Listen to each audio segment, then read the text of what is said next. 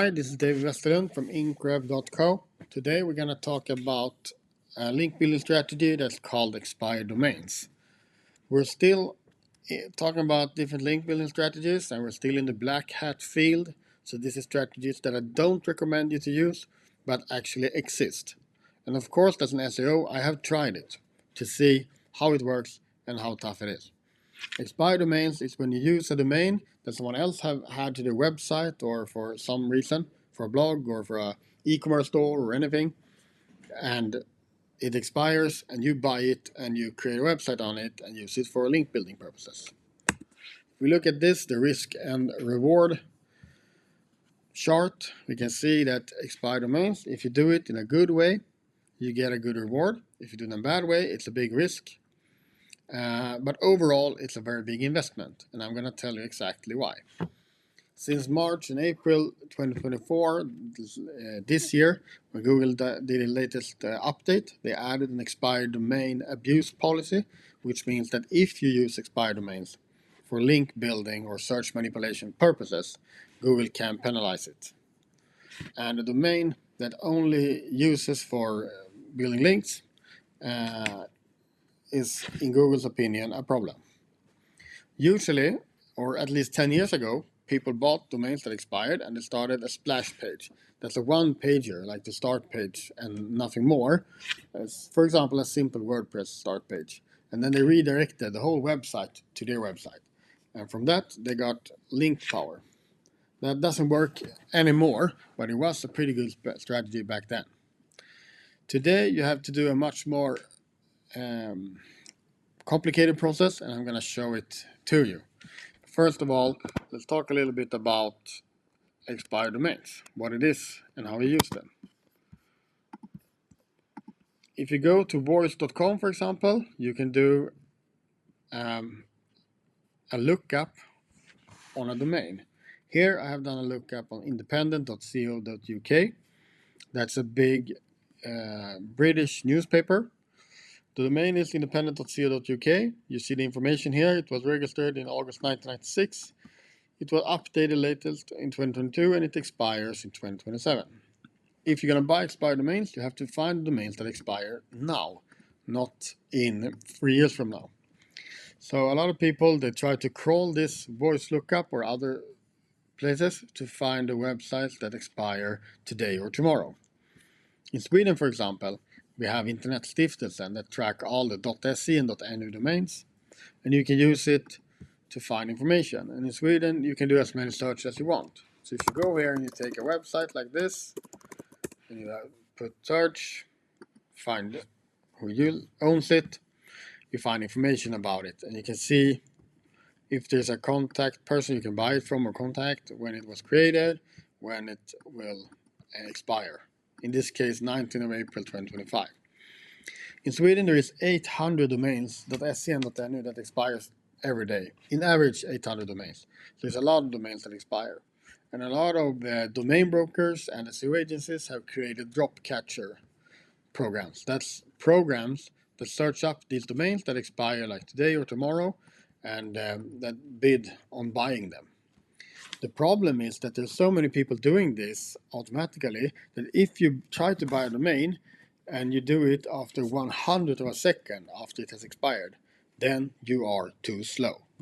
So what you need to do is to buy it in like a millisecond to have a chance to be the one who gets the domain. And then you get it pretty cheap. I think you pay like $10 or something to get the domain. If you don't have a drop catching tool, you can go to a domain broker. This is SEO.domains. It's a Bulgarian company that drop catches or buys domains all over the world. You can see they have domains from US, UK, Germany, France, Spain, Italy, Netherlands, Belgium, Sweden, etc., Japan, India. If we look at the Swedish domains, for example, they have free pages, so like a few hundred domains. 4 or 5 years ago, these guys were pretty cheap. They would sell a good domain for like $500-600. We bought a super good domain here that we use today for like 3 years ago, and it costed like $500. Today, you can see here $6,000, $12,000, $6,500. Super expensive stuff. So today, I would not buy from these guys. but maybe you would. That's totally up to anybody if they want to do this or not, but there are a lot of domain brokers. Let's say, for example, you want to buy a domain and do it for link building purposes. What you want to do here is search for like domain rating and find a website that suits your niche, that has a good domain rating, that has some, or it has some monthly unique visitors. It's indexed by Google, and it's a Swedish domain for Sweden if you want links in Sweden. Let's say we want to create links to our e-commerce store within interior design.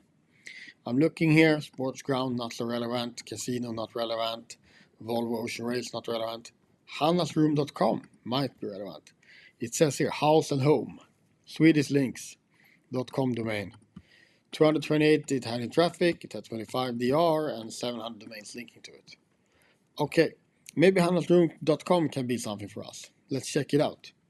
What you do then is that you go to the Wayback Machine. I'll do it again here to show exactly how it works. You need to look at the website every time you're going to buy one to see that it's a legit domain, that it's nothing strange, and that it was a real website that served a real purpose in your niche for this to work. Here you look in Wayback Machine, you see snapshots from a lot of different years. Let's take 2019 because back then it was very active and had a lot of snapshots on it.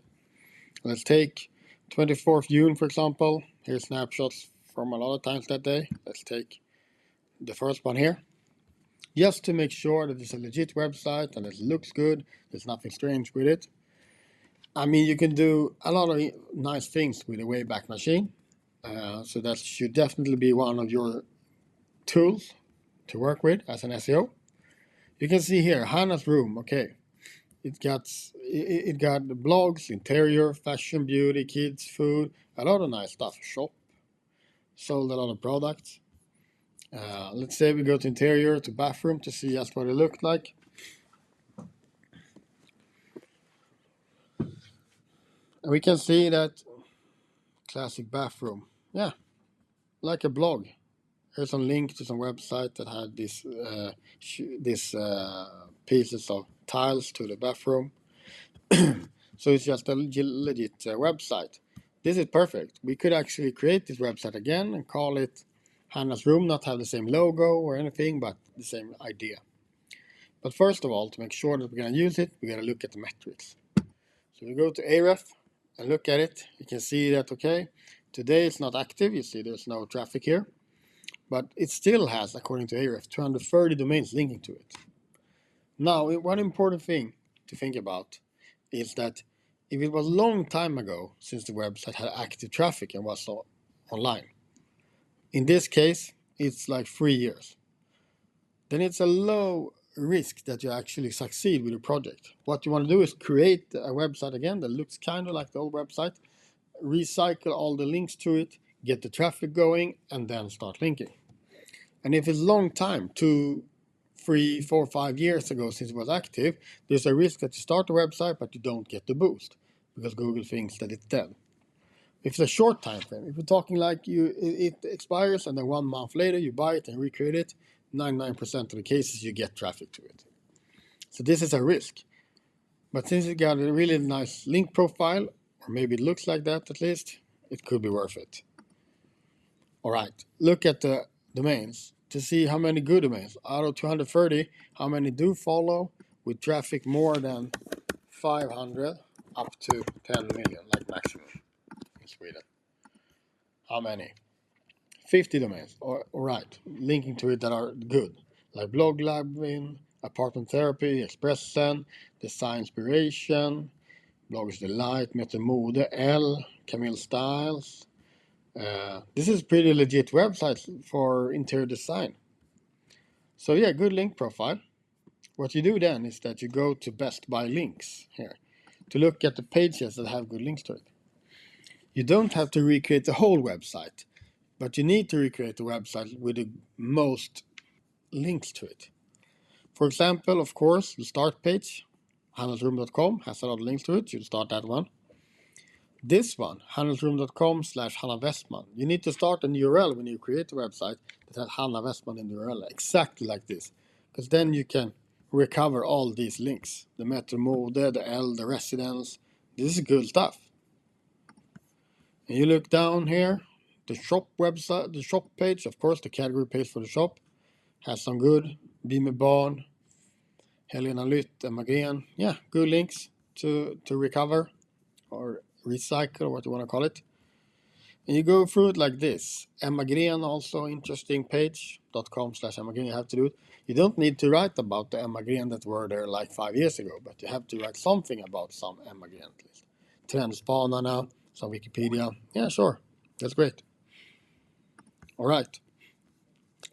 So you recreate the website, kind of like this, but with fewer pages. You start the blog, the interior, the fashion, the shop, etc. And then you create the whole domain. And hopefully it flies and get traffic.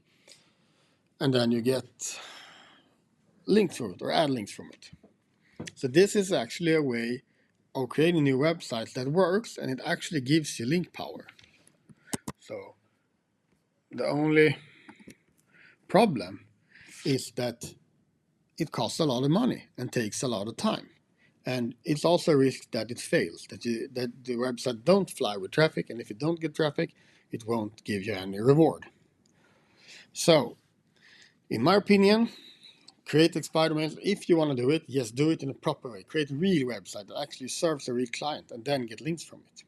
But the problem is that it costs a lot of money. You need to buy the domain for $3,000, $4,000, $5,000. You have to recreate the website, add a lot of content, let it go 6 months at least so it regains traffic. And then you need to keep updating it, because if you don't take care of the website, it will get worse all the time. So after a while, you sit there with 20, 30, 50 websites that you need to update just to get the links. So, I mean, in my opinion, it's a huge investment. It's a pretty big risk, but also a reward. But I would not recommend it. So, in the coming videos, we're going to talk about some gray hat and white hat link strategies. But now we have done the last one of the black hat strategies. So in my opinion, don't use link farms, don't use PBNs, don't use expired domains. But they are there and you could use it if you want. But I mean, since Google just updated its expired domain spam abuse policy, I wouldn't recommend starting working with this strategy now. Anyway, thank you for listening. If you like our videos, please subscribe, please comment, and give me ideas on what or questions on what other videos you want. And please keep following us.